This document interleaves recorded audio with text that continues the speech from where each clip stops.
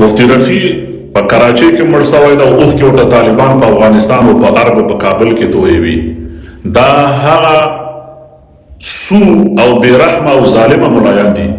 چې په کراچۍ کې په لسګونو افغانان خویندې د هغو واړه واړه ماشومان د پاکستان د بېرحمه او ظالمو پوځیانو او عسکرو لخوا پولیسو لخوا نیول سوي وي او په سړکونو ناستې وي او اوښکې تویولې او ټول خلک پرې راغونډ سوي وي، ټولې کمرې ورته مخامخ وي. خو دې علماو غږ جیب نه کړ چې انما المؤمنون اخوة، د هغوی د جیبونو نه د تداوۍ پیسې د خلکو واخیستلې، د پوځیانو د عسکرو په خپلو جیبونو کې واچولې. مولانا سمیع الحق، مولانا فضل الرحمن، قاضي حسین احمد، شاه احمد نورانی، د پاکستان ملا سراج الحق، د پاکستان حامد الحق او په شمول د همدې مفتی تقی عثماني او همدې مفتی رفیع عثماني و امثالهم په سلګونو نور ملایان د افغانستان 40 کاله 30 کال د افغانستان د تباهي او بربادۍ لپاره حتی د قرآن عظیم شان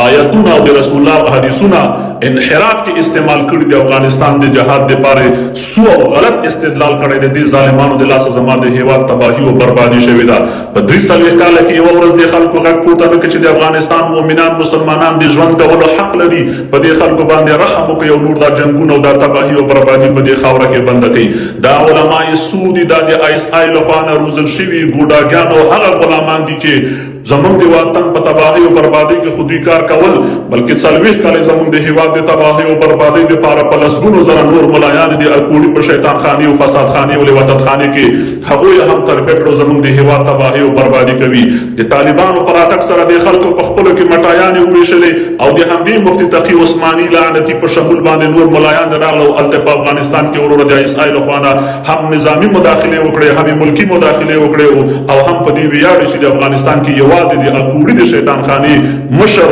هغه وایي چې یوازې د اکوړي د مدرسې 10,000 طالبان په دا اوسني نظام کې کار کوي چې دا د 12 نظام لپاره ویاړ او افتخار ګڼي. ګورې د افغانستان ولس، د افغانستان خلکه،